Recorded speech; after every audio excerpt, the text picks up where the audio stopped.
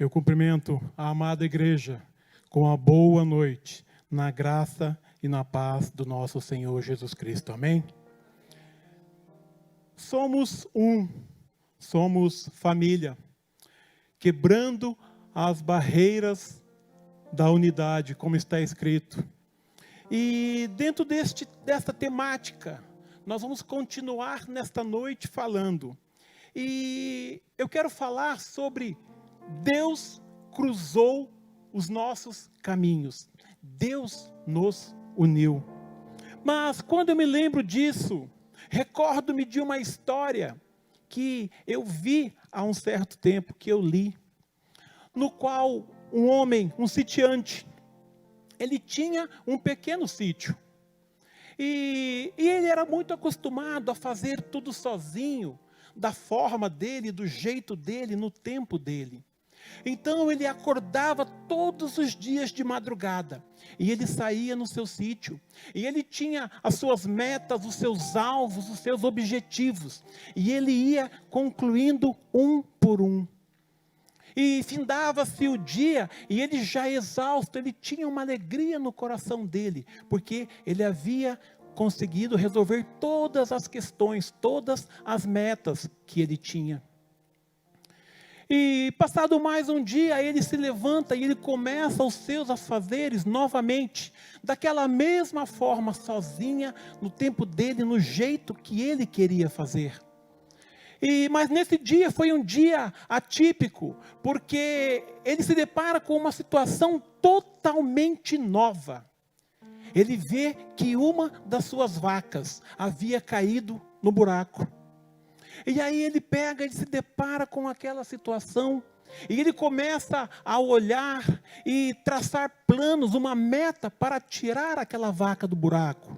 E ele considera consigo mesmo por um determinado tempo, e ele diz, bom, é mais um problema que eu vou resolver.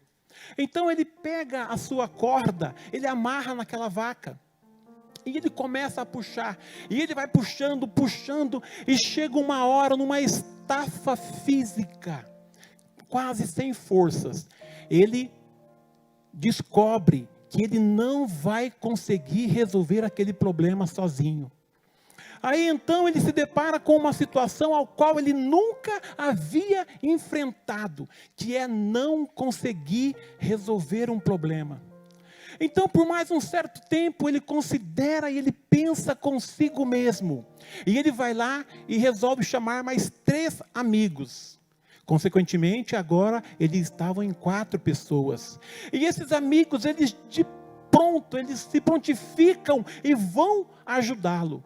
Então, eles chegam, cada um com a sua corda. E eles consideram um pouco ali, e o primeiro diz, olha, pelo que eu estou vendo aqui, nós devemos amarrar esta corda e puxar para o lado do sul. Consequentemente, o segundo também tinha analisado e ele diz, olha, você está errado. Eu tenho muito mais conhecimento do que você, então devemos puxar para o lado norte. Aí o terceiro diz, olha, os 2 estão completamente enganados. Eu sou muito melhor que vocês, eu tenho muito mais conhecimento. E nós devemos puxar para o leste. Consequentemente, o dono do sítio chega e fala, olha, o sítio é meu, a vaca é minha. Vamos puxar para o oeste. Eles não entram em um acordo. Então eles pegam e ficam ali naquele debate, e cada um amarra a corda naquela vaca, e todos começam a puxar, e cada um puxa para o seu lado, e eles ficam ali num cabo de guerra, e o alvo, o objetivo deles não é alcançado, eles não saem do lugar. E depois de um certo tempo, numa estafa física, quase sem força, eles param por um minuto. E um deles toma a frente e diz, olha, nós não estamos conseguindo atingir o alvo, o nosso objetivo. Então, não importa de quem é a decisão, não importa de quem é a corda, nós devemos todos pegá-las juntos, unidos, como se fôssemos uma única pessoa, e puxarmos junto esta corda para o mesmo lado, mesmo que eu tenha certeza que o meu lado é o melhor.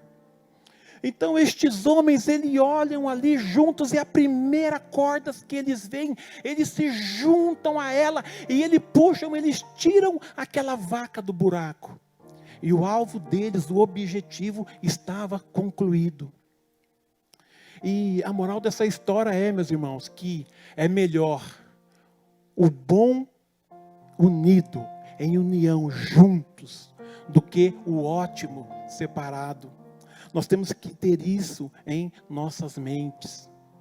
Não importa de quem é a ideia, mesmo que a sua ideia seja a melhor para determinado assunto, pensando enquanto igreja, nós devemos abrir a mão para a alegria, a comunhão da comunidade, da igreja. Então nós temos que entender que às vezes nós estamos ali num cabo de guerra, talvez com o pastor, com a igreja, e o nosso alvo, o nosso objetivo, que é a igreja crescer. Isso não acontece, porque às vezes nós estamos ali num cabo de guerra, e nós pensamos em entender que eu tenho que abrir mão de tudo aquilo que me impede de ser um com você, e você ser um comigo. E quando eu olho também para a palavra de Deus, eu vejo que Jesus Cristo, ele sempre viveu em comunidade. Jesus Cristo, até os 30 anos, ele vivia dentro da sua comunidade, dentro da sua família. Naquela época era diferente de hoje. Toda a família, todo o clã que eles pertenciam, eles moravam junto na mesma região. E Jesus Cristo, ele viveu ali até os 30 anos de idade. E quando ele sai dali, você pode imaginar, agora ele queria ficar sozinho. Não, ele sai dali para exercer o seu ministério. E a primeira coisa que ele faz é ajuntar consigo 12 homens. E mais uma vez ele faz uma comunidade. E ali ele trabalha dia e noite com aqueles 12 homens que são conhecidos como os 12 apóstolos. E durante 3 anos, dia e noite, Jesus Cristo convivia com eles. Jesus Cristo os ensinava. Não foi fácil. Teve um deles que até traiu a Jesus Cristo, mas ele tinha um alvo, ele tinha um objetivo. Então ele não olhou para os problemas, para as dificuldades, para as traições, a traição que ele sofreu. E ele foi, e ele alcançou o objetivo dele. E a cada dia, o amor de Jesus Cristo, ele ia crescendo por aquelas pessoas. E chegou uma hora que Jesus Cristo não olhava para eles como servos. Jesus Cristo os tinha como irmãos. Eu convido você neste momento a fechar os seus olhos por um minuto. E vamos orar novamente. Senhor nosso Deus e Pai, obrigado, Deus. Obrigado primeiramente por mais este dia de vida. Obrigado, Pai, por estarmos na sua casa diante da tua santa palavra. E eu peço a Deus que o Senhor venha de encontro aos nossos corações, ó Pai. E que a tua palavra venha para nos confrontar, nos exortar, nos animar. E que nós possamos analisar, ó, para a tua palavra. Que ela entre em nossos corações, em nossas mentes. E se tornem em atitudes nas nossas vidas, ó Pai. É isso que eu oro e desde já agradeço. Em o nome de Jesus. Amém e amém, Senhor.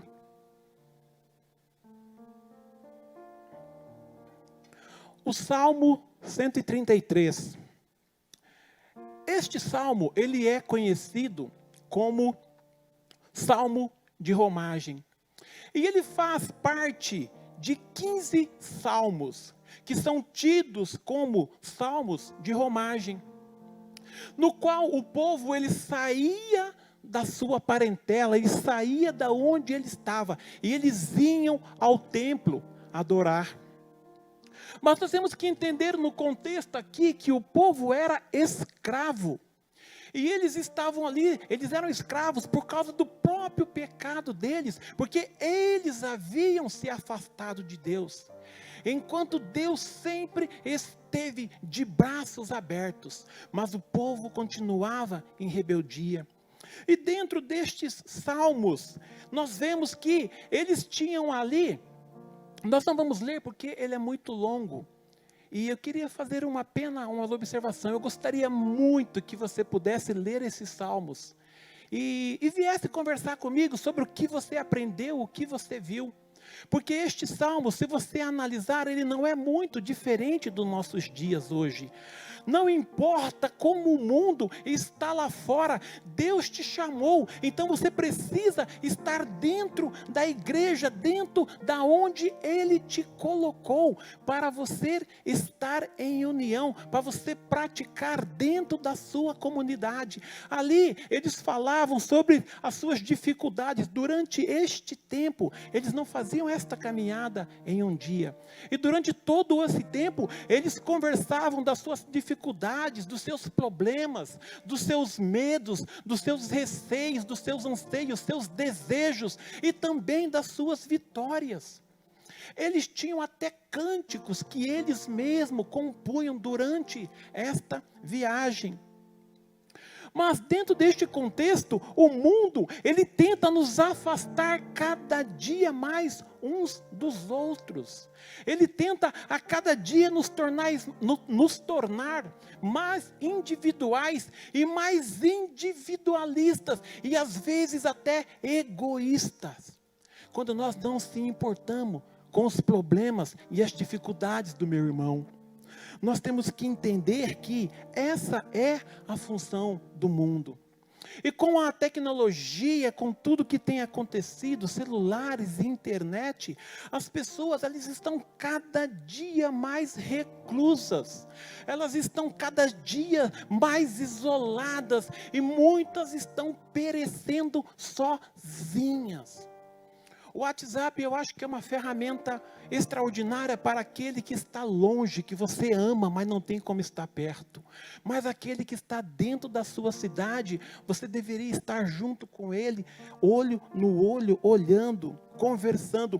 Mas dentro desta individualidade, muitos estão sofrendo sozinhos e calados, e estão definhando.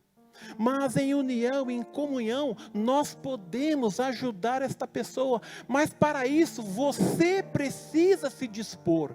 Eu preciso me dispor, me envolver e querer estar junto dessas pessoas, querer ajudar. Mas sem comunhão, sem unidade, sem contato, sem diálogo, isso é impossível. Por isso, estes salmos, sendo a palavra de Deus, se você lê, você vê que ele leva a dependência de Deus, e a dependência de Deus leva você a ter confiança em Deus. Por isso, nada vai abalar a sua fé, a sua vida, nada fará você se desviar deste caminho. Mas esse salmo, ele deve ser presente na nossa vida, mas não como um conto, uma fábula, não como palavras ao vento, mas uma necessidade, uma busca de podermos viver como aqueles homens viviam, mesmo em meio a dificuldades e tribulações, medos, eles iam até Jerusalém para adorar ao Senhor. Nós devemos nos dispor a isso também. Esse era o alvo, era a meta, e era uma necessidade para aquele povo, e eles cresciam juntos em união. Mas pensando nisso, você tem que se dispor. É com você, é comigo. Nós devemos procurar isso.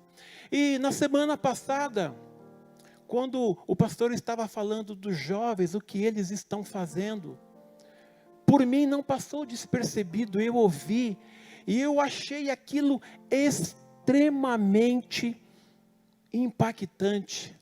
E quando eu vi aquela atitude de vocês, eu fiquei muito alegre, porque eu pensei na igreja primitiva e como eles eram, como eles agiam. E diz que eles tinham tudo em comum.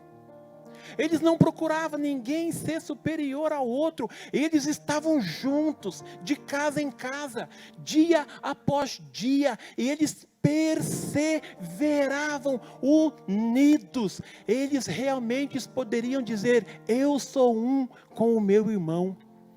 E esse trabalho, ele é muito maior do que vocês podem imaginar. Eu vejo vocês ensinando nós, os adultos, que temos esquecido um pouco disso. Mas que isso não fique por um mês, que isso possa crescer e contagiar toda a igreja. E aí nessas reuniões, você começa a trazer aquele seu amigo que não faz parte da comunidade. E ele vai ver que são pessoas comuns, que têm um simples pensamento diferente. Vive em alegria, em união e tem tudo em comum. É também uma forma de poder estarmos evangelizando. Mas isso deveria ser uma coisa comum em nossas vidas. Devia ser uma coisa que eu tenho prazer em praticar. Eu tenho que ter prazer em receber estas pessoas. Você também deveria ter esse prazer e se dispor também a visitar. Não se preocupar com a dificuldade, com o seu cansaço, passar por cima de tudo isso para praticar o Somos Um. Você necessita quebrar todas as barreiras que impedem você de ser um com a tua igreja, com o teu irmão, aquele que está ao seu lado. Isso depende de mim e de você. Depende da sua atitude, da sua disposição. E lembro-me uma vez pensando em Somos Um. Eu estava na igreja a qual eu pertencia. E eu estava dando aula para as crianças. Na verdade, eu tinha que chamá-los de pré-adolescentes, porque eles ficavam muito bravos quando dizia crianças. E eles tinham de 10 a 12 anos. E neste dia, o Jonatas, ele tinha quase 5 anos. E ele estava muito colado comigo aquele dia. E eu estava levando ele para a sala e ele quis ficar comigo. Aí eu peguei e levei ele para minha turma. E ficamos ali e eu estava trabalhando com eles a questão de união para ir além. E eu tive uma ideia que eu separei o grupo, eles estavam, acho que era 14 pessoas, e eu pedi para eles separarem em 3 grupos. E eles se separaram em 3 grupos. Aí eu disse para eles na brincadeira, eu falei: olha, vamos imaginar que vocês são piratas. E vocês estão numa ilha, e nessa ilha tem o maior tesouro do mundo. E se vocês encontrarem este tesouro, todos vocês vão ficar ricos. Todos. Ninguém vai ter mais ou menos. Todos ficarão muito ricos. Aí, mas eu quero que vocês me digam o que vocês irão fazer para alcançar este tesouro. Aí o primeiro grupo, eu dei uns 5 minutos para eles. O primeiro grupo pega e fala: olha, eu ia me esforçar muito mais do que os outros para alcançar o tesouro para o meu grupo. Só que eu já tinha dito para todos alcançarem, mas pensando em união. E eles ainda estavam pensando em grupo, em alguns totalmente separados. E o segundo grupo, eles pegam e falam: olha, nós íamos trabalhar 24 horas por dia até encontrar esse tesouro. E o grupo que estava o Jonatas, essa foi a parte um pouco cômica, que nós demos muita risada. O grupo dele pega e fala: olha, nós íamos mandar um espião nos grupos, e o outro grupo ia ficar ali olhando, analisando algum ponto para ir lá e pegar o ouro. Aí o Jonatas pega e fala: nós somos pirata, nós devíamos matar todo mundo e pegar o tesouro só para a gente. Aí eu comecei a rir bastante, todo mundo riu. Mas aí você pode pensar: o que tem isso a ver conosco? Será que alguma atitude sua ou minha tem matado o meu irmão? Não literalmente, claro. Mas será que as nossas atitudes não têm afastado o meu irmão da comunhão? Será que alguma atitude minha tem impedido que eu seja um com você? Será que o jeito que eu falo, a maneira que eu tenho agido, tem prejudicado o meu irmão? Tem atrapalhado o seu crescimento, a sua vida? Nós precisamos analisar. E pensando nesse fato, meus amados, nós precisamos usar todas as armas que nós dispomos para nós trabalharmos essa questão de estarmos unidos. Você precisa usar tudo para viver bem com a sua comunidade. Não como aqueles 4 amigos que estavam naquele cabo de guerra, não. Você tem que abrir mão de tudo aquilo, mesmo você achando que a sua ideia é a melhor de todas. Você tem que abrir mão, pensando na unidade, pensando no grupo. Mas, amados, nós iremos ter dificuldade, sim. Eu sei que não é fácil viver em comunidade, mas uma coisa que eu sei e tenho plena convicção em meu coração, que vale a pena. Que vale a pena. E nós temos que entender que os problemas também, eles são o quê? Eles são pedras, eles são tijolos que vão fazer você subir. E não vai fazer você cair. Isso depende da forma que você olhar para o problema, da forma que você lidar com aquele problema. Aquilo são pedras que vão fazer você subir e não vão deixar você cair. Mas, pensando nisso, se você me perguntasse, Júlio, defina para mim em poucas palavras o que é ser igreja. E eu já usei essa expressão outras vezes.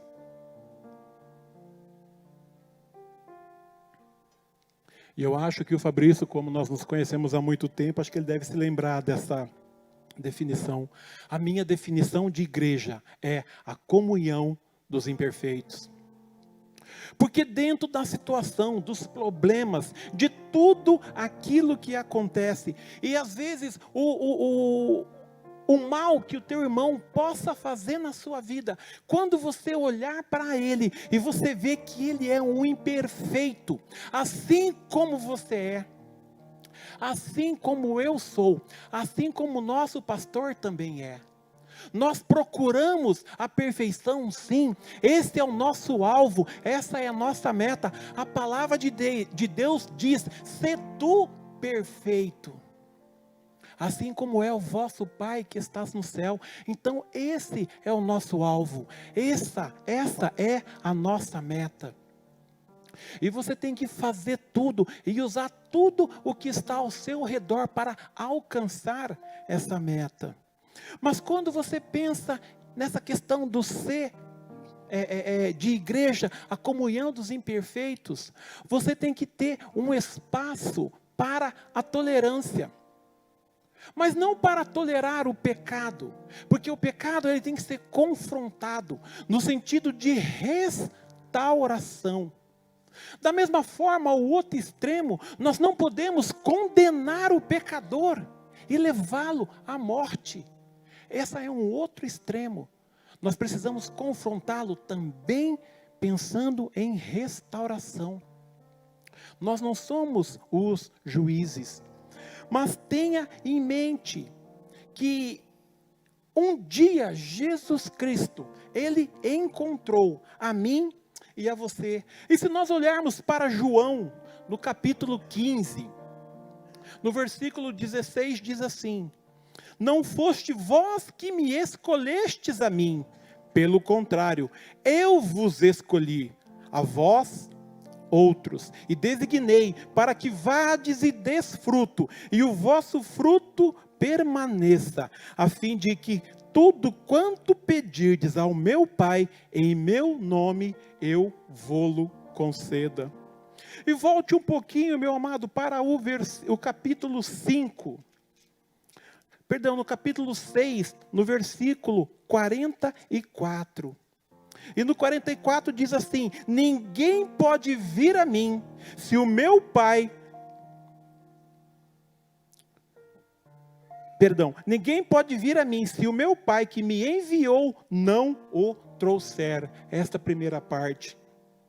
Então nós temos que entender que você não é um acaso dentro da igreja. Você não é um fato que aconteceu sem estar dentro do plano de Deus. Você foi escolhido, você foi encontrado em meio à multidão. E Ele colocou você aqui para você fazer a diferença dentro da sua igreja, dentro da sua casa, dentro da sua comunidade. Mas aí você pode pensar, olha, é difícil para mim conseguir imaginar isso. Sim, sozinho é difícil. Mas enquanto igreja, enquanto comunidade, sendo um, isto é possível. E Ele diz que Ele estará conosco em todo o tempo. Então não importa o problema, não importa a dificuldade, você tem que continuar olhando para o alvo, a meta que você traçou, você tem que lutar por ela, não importa os problemas e as dificuldades, não importa, você foi chamado por Deus para fazer a diferença. E também em 2 Coríntios, no capítulo 5, no versículo 7, nós temos: visto que andamos por fé, e não por aquilo que vemos.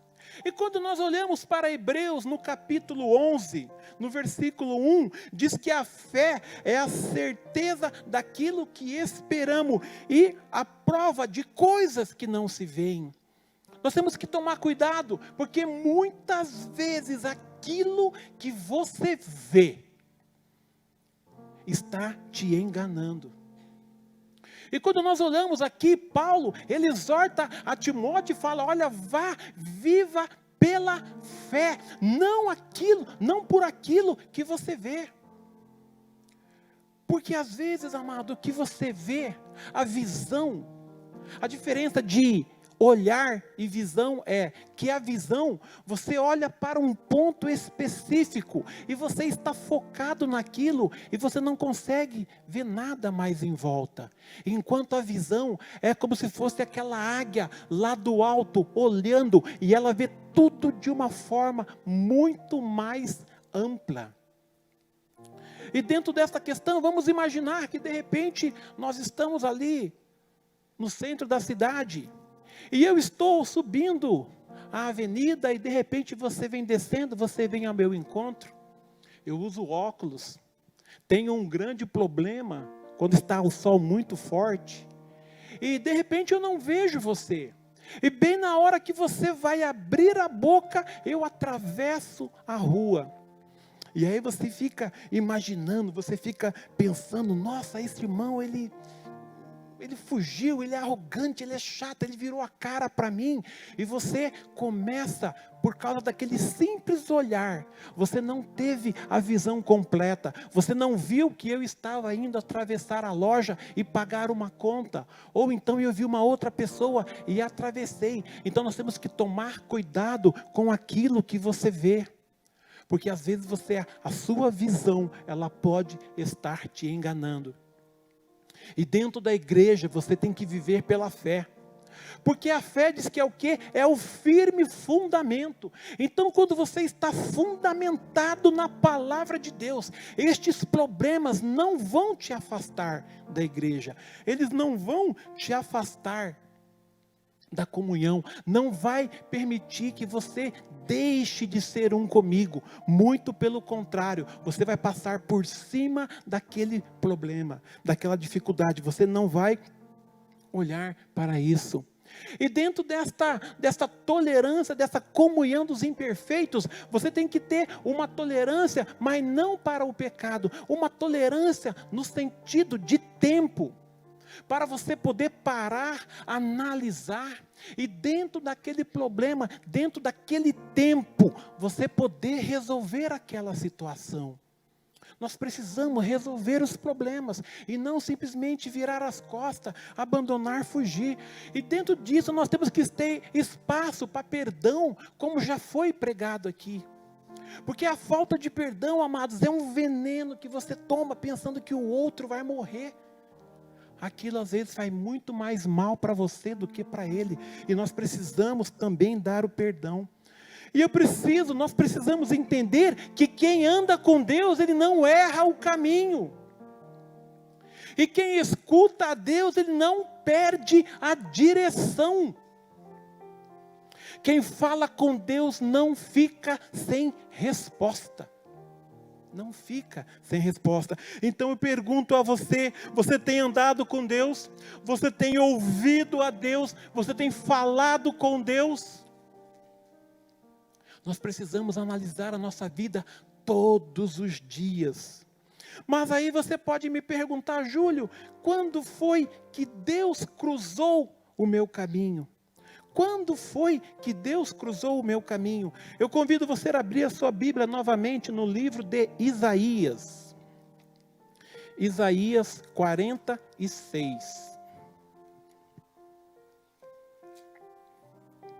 Isaías 46, no versículo 3, diz o seguinte: ouve-me, ó casa de Jacó, e todo o restante da casa de Israel, vós, a quem desde o nascimento carrego, levo nos braços, desde o ventre materno, até a vossa velhice eu serei o mesmo, e ainda até as cãs eu vos carregarei. E já o tenho feito, e levar-vos-ei, pois carregar-vos-ei, e eu vos salvarei. Ou seja, Ele te conhece desde o ventre da sua mãe. E Ele te conhece quando você cresce. E Ele te conhece também no final da sua vida. E nós vemos aqui que é preciso uma continuidade. Você precisa perseverar todos os dias, mesmo em meio aos problemas e dificuldades. Só depende de você, só depende de mim. E olhando um livro à frente, para Jeremias, no capítulo 1, no versículo 5, a primeira parte diz assim: antes que eu te formasse no ventre materno, eu te conhecia. Mas aí um dia ele faz o quê? Ele nos uniu e nos colocou junto, para juntos sermos um só. E eu pergunto para você, será que eu tenho sido um com você? Será que você tem sido um comigo verdadeiramente, sem barreiras? Sem barreiras. No Mateus, no capítulo 22, ele diz ali: muitos são chamados, 22:14, muitos são chamados, mas poucos escolhidos. E nós vemos aqui mais uma vez que Deus te encontrou no meio da multidão, e Ele te chamou, Ele te colocou aqui. E nós vemos que aqui há um chamado geral para todos os pecadores. Há um chamado geral, mas às vezes muitos, eles têm se afastado por causa da rebeldia, por causa da indiferença e por causa da justiça própria. Nós temos que tomar muito cuidado dentro da igreja com essas três coisas: rebeldia, indiferença e justiça própria. Nós temos que tomar muito cuidado com isso. Mas a graça de Deus, ela ultrapassa todo entendimento. E se nós olharmos para Isaías, no capítulo 55, no versículo 7, ele diz que nós somos achados e encontrados por eles, mas há em mim e você uma necessidade de mudança de vida. Há necessidade de uma mudança de vida. Mas como eu vou mudar de vida se eu não conheço a palavra de Deus? Como eu vou mudar de vida se eu não pratico conhecer a palavra de Deus? Há uma necessidade também para nos fortalecermos de conhecermos a palavra de Deus. E mais uma vez, isso é com você, isso é comigo. A graça de Deus, ela ultrapassa todo o entendimento humano. E lembre-se que Ele te encontrou no meio da multidão. E se nós lermos esse texto, nós vamos ver que Ele está sempre de braços abertos, esperando a mim e você. Ele está sempre de braços abertos. Quando eu olho para os exemplos que Deus deixa na Bíblia,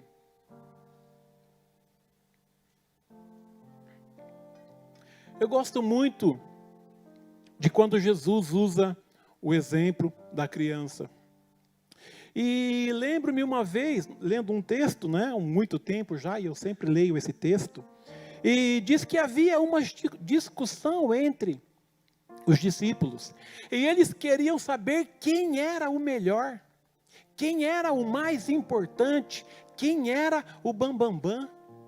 E Jesus ouvindo aquilo, e tendo a ciência do que eles estavam conversando, Jesus os chama, traz para perto, ele pega uma criança e olha, e diz: olha, quem de vocês quiser ser o maior, seja como uma dessas crianças.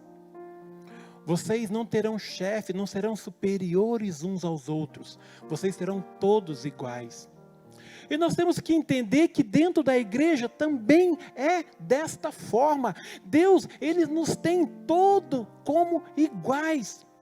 E não importa a sua condição, não importa a sua descendência, não importa o bairro que você mora, não importa nada disso.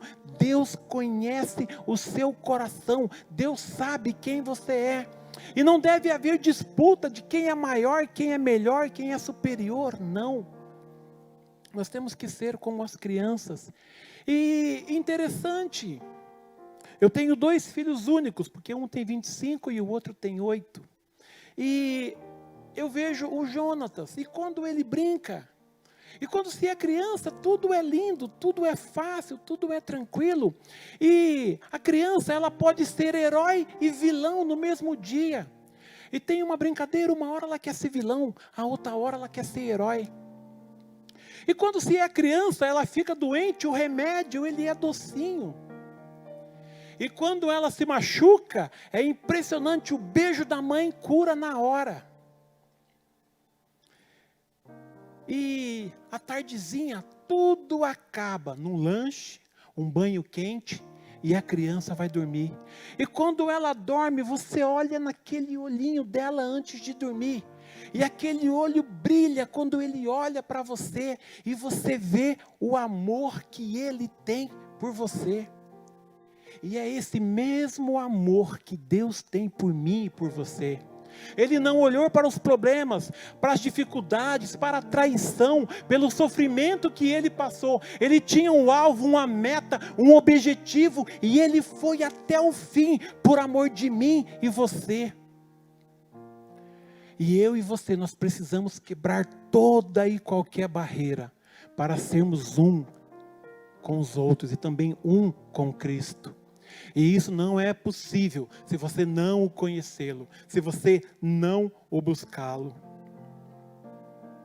Mas quando você cresce, você vê que o mundo se tornou mal. Mas é simplesmente você não permitir que esta maldade pareça normal. Você tem que lutar contra tudo isso. Porque o que é certo para o mundo não tem valor. E muitas vezes o que é errado para o mundo, ele tem um alto valor. Nós temos que procurar entender qual é a sua função dentro da igreja. Nós temos que entender o que estamos procurando a fazer dentro da igreja. Você precisa saber que Cristo, Ele está com você durante toda a sua caminhada, desde quando você nasce, você cresce, você se torna adulto, e mesmo quando você envelhece. O texto fala sobre as cãs brancas, quando os cabelos estão brancos, Deus está com você. E não somente quando vai para o céu, Deus está com você em todo o tempo. Você precisa entender que muito depende de você, do seu esforço, da sua atitude. E nós devemos suportar todos os dias os problemas em igreja, os problemas em comunidade, porque senão você vai afastar. E quando tudo parecer muito difícil para você, cabe a você rir ou chorar. Cabe a você, cabe a mim, ir ou ficar. E cabe a você desistir ou lutar. Cabe a você. O teu sucesso, num contexto geral, depende de você. É claro que quando você busca, você se esforça, você ora, você está com Deus fazendo tudo certinho, Deus vem e abençoa. Mas Deus não vai abençoar aquele que está esperando tudo cair do céu. Então, o teu sucesso, ele depende muito de você, do seu esforço. Ele não depende do seu pastor, ele não depende do irmão que está ao seu lado. É claro que ele o ajuda, o seu pastor o ajuda, Deus vem e te abençoa, mas isto depende de você. Mas o oposto a isso também é o fracasso, porque se você fracassar, isso é também culpa sua. Isso depende de você, isso não é culpa do pastor, não é culpa daquele que está ao seu lado. Então você precisa entender que firmado em Cristo, você passa por cima de todos os problemas, para você alcançar o seu alvo, o seu objetivo e a sua meta. Você precisa entender que tudo depende de você, tudo depende de mim, da sua atitude. Nós não podemos nos afastar, simplesmente fugir por tão pouco. E quando eu olho para 2 Timóteo,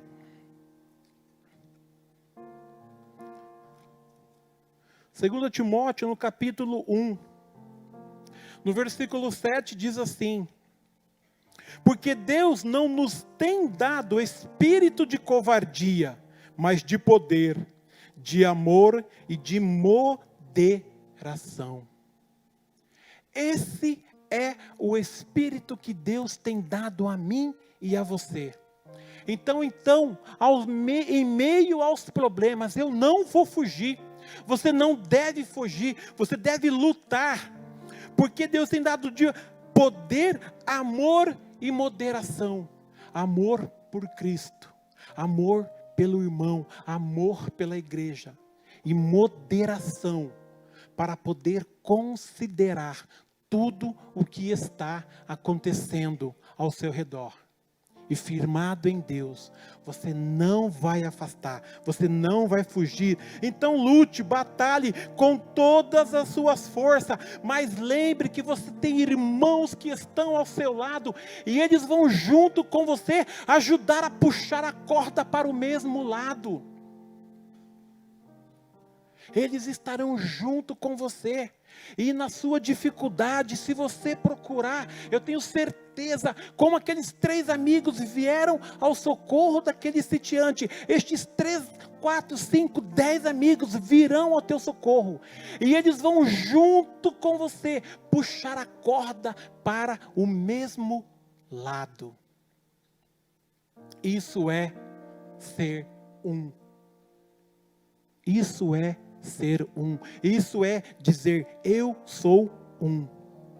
E eu quero finalizar lendo um último texto, que está em Números, no capítulo 6 de Números, no versículo 24. E este texto aqui fala sobre a bênção sacerdotal, no qual Araão abençoava todo o povo. Então ele vem e ele diz, no capítulo 24, que o Senhor te abençoe e te guarde, e o Senhor faça resplandecer o rosto dele sobre ti, e tenha misericórdia de ti, e o Senhor sobre ti levante o seu rosto e te dê a paz. Que Deus abençoe a cada um de nós.